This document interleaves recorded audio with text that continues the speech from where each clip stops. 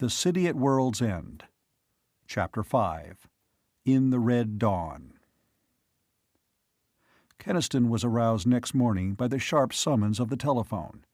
He awoke with chill, stiff limbs on the sofa where he had dozed fitfully during the night. He had fired the coal furnace half a dozen times, but the house was cold and white frost was thick on the storm windows. He stood up, heavy with sleep, oppressed with a sense of evil things but still mercifully vague, and stumbled mechanically toward the phone. It was not until he heard Hubbell's voice on the wire that his mind cleared and he remembered yesterday. Hubbell's message was brief. "Will you get over here, Ken? The Keystone Coal Yard. I'm afraid there's going to be trouble." Keniston said, "Right away." He hung up and stood where he was for a moment, painfully adjusting himself to the realization of how different today was from all the other days of his life. His hands and feet were numb, and his breath steamed faintly in the room. Presently he stirred himself, going hastily to the cellar, where he dug into the dwindling dregs of last winter's coal. Carol was there when he went back up. She wore her fur coat over her night things, and her eyes were heavy and shadowed, as though she had not slept much. "The phone woke me," she said. "Is it—" She did not finish. It was ridiculous to inquire whether the call had brought bad news. They were all existing in a horror dream in which everything was bad. He only told her that Hubbell wanted him for a while. Then, a little hesitantly, he put his arms around her. "You're all right now?" he asked. "Yes, Ken, I'm all right." But her voice was remote and tired, and had no life in it. Keniston did not refer to the night before, to the time after the mayor's apocalyptic announcement. Of all the bad moments he had had that day, that one had been the worst. Mrs. Adams did the expected things, which he could cope with by means of brandy and ammonia capsules, but Carol did not. She sat quite still, looking at him in a way that he had never seen before. The mayor had told the full truth about the Industrial Research Laboratory. It had been necessary to explain why Hubbell's statements were authoritative. Keniston wished that he had told Carol about it himself. It seemed an unimportant thing in the face of the world's end, and yet he felt that to her it was not unimportant at all. He could not talk it out with her then, with Mrs. Adams' hysterics dominating everything. And she had not come out to him later, and now, facing her again this morning, Keniston felt unsure of himself and of her for the first time since he had met her. "Stay inside and keep the furnace going," he said. "I'll be back as soon as I can." He kissed her, and she stood there in the circle of his arms, neither yielding nor resisting. He said, almost desperately, "Don't give up, Carol. We'll find an answer to it all somehow." She nodded and said, "Yes, be careful," and turned away. Keniston went out alone into the bitter morning. It was still half dark, for the sullen sun had not quite risen, sprawling in the east like some bloated monster heavy with blood. He refilled the jeep's radiator, which he had drained the night before. The mill whistles, the delivery trucks, the peremptory voices of locomotives quarreling at the junction, all were gone. Even the children were silent now, afraid of the red, cold dawn. The roses all were dead, and the frost had blackened the summer shrubs and trees. The street seemed empty as Keniston drove the jeep down Main Street. Middletown had taken on, overnight, the aspect of a tomb. Smoke arose from every chimney, in the houses where the people crouched indoors, peering sometimes with pale faces, framed in frost-rimed glass as the jeep went clattering by in the silence. From every church he passed came sounds of hymns and praying. The bars, too, were noisy, having apparently defied law to remain open all night. Keniston realized that this town was dying as it stood. Fuel would run out fast, and without it, life could not survive these bitter nights. A feeling of utter hopelessness swept over him. It seemed ironic that Middletown should have come safely through the most staggering cataclysm in history, only to perish miserably of cold. Dimly, in the back of his mind, a thought began to form. It tempered his hopelessness a little, but before he could get it clear, he had made the turn into Vine Street, and the Keystone coal yard lay before him. And at that place in this still and deathly city there was life and noise enough.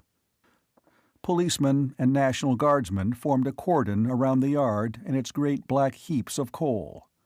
They faced a crowd, an ugly crowd, still only muttering, but bound for trouble. Keniston saw people he knew in that crowd, people who sat on their front porches in the warm summer nights and talked with neighbors and laughed. Mill hands, merchants, housewives. Solid, decent folk, but turned wolfish now with the cold and the fear of dying.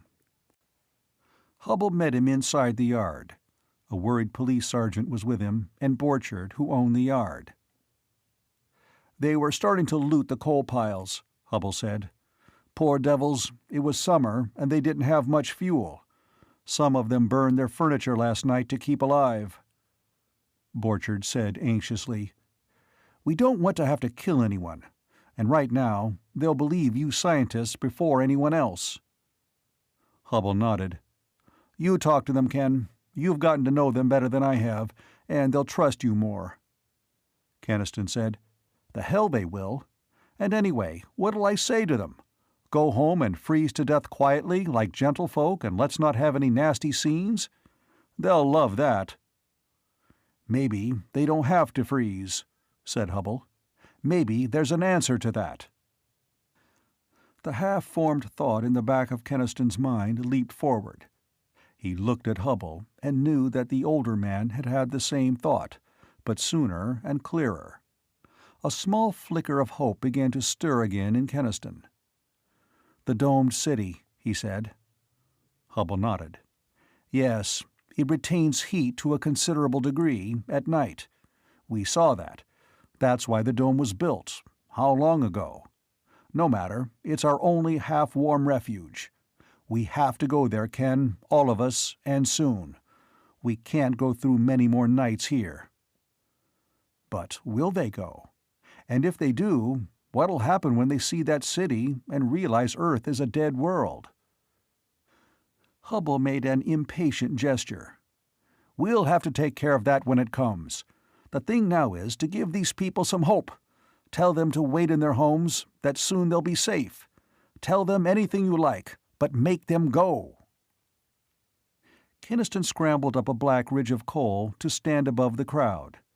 From outside the cordon they snarled at him when he began.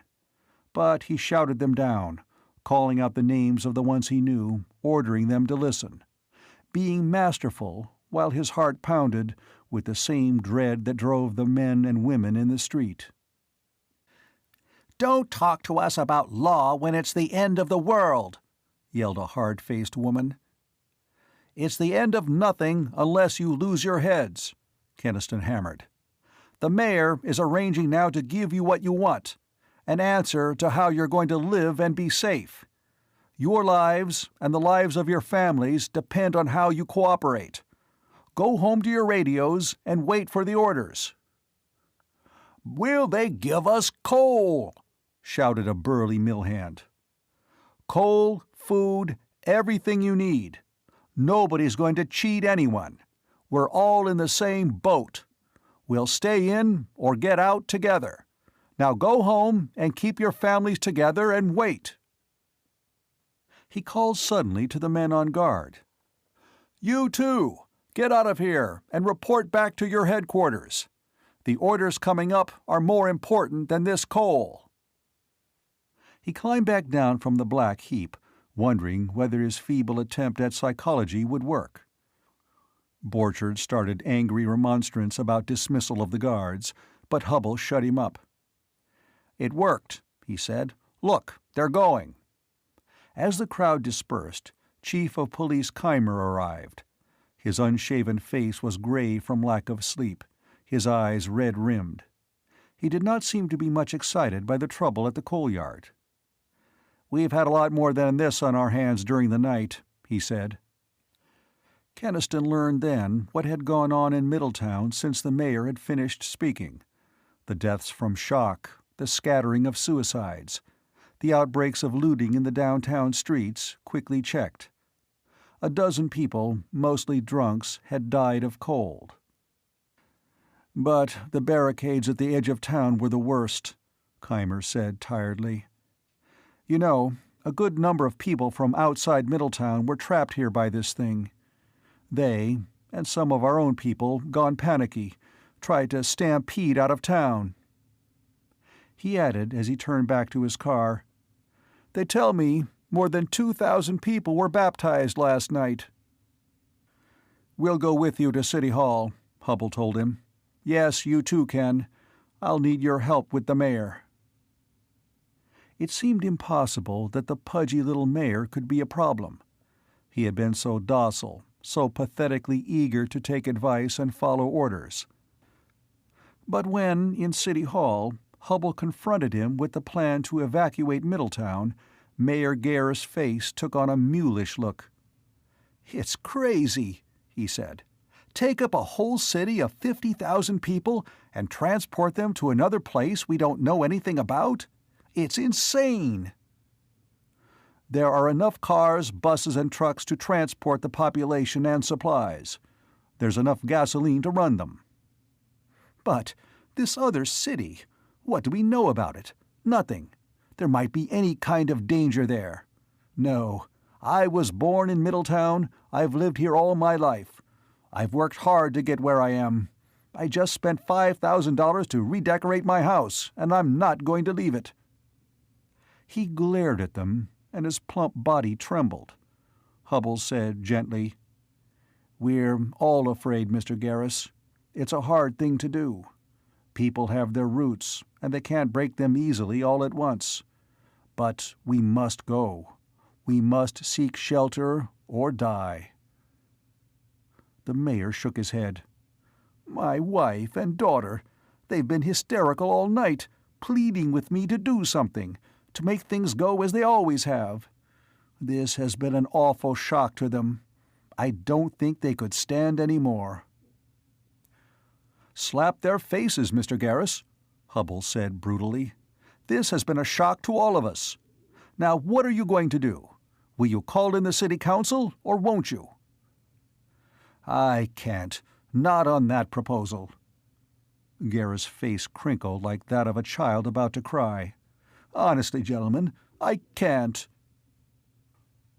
Keniston thought of Carol shivering in her fur coat, struggling with the last shovels of coal, and the thought made him grasp Garris savagely by the shirt front. "All right, don't," he snapped. "The people are waiting for an announcement from you, but I'll make one myself. I'll tell them that there's a way to save them, but that Mayor Garris won't hear of it. I'll tell them they must die of cold because their mayor won't give up his big fine house with its cellar full of coal. Would you like me to tell them that, Mr. Garris?" Keniston thought he had never seen a man turn so white. "They'd tear me to pieces," whispered Garris. "No, no, don't." He looked piteously from one to the other, and then he said, "I'll call in the council." The men of the council reacted, at first, very much as the mayor had done. Keniston did not entirely blame them. The difficulties of uprooting a population of 50,000 and moving it bodily in a short space of time to a place it had never seen nor heard of were enough to daunt anybody. But Hubble's arguments were unanswerable. It was move or die, and they knew it. And in the end, the decision was made. A crushed, frightened little man, Mayor Garris went to make his announcement. On the way to the broadcasting station, Keniston looked at Middletown. The big houses, standing lordly on the north side. The little houses in close-set rows with their tiny gardens. It was going to be hard, very hard. The people who lived in those houses would not want to leave them. In a low, tired voice, bereft now of pomposity and guile, the mayor spoke to the people of Middletown. "So, we must leave Middletown temporarily," he concluded. And he repeated the word, temporarily. The domed city out there will be a little cold, too, but not so cold as unprotected Middletown. We can live there until things clear up. Stay by your radios. You will be given instructions. Please cooperate to save all our lives. Please. End of Chapter 5.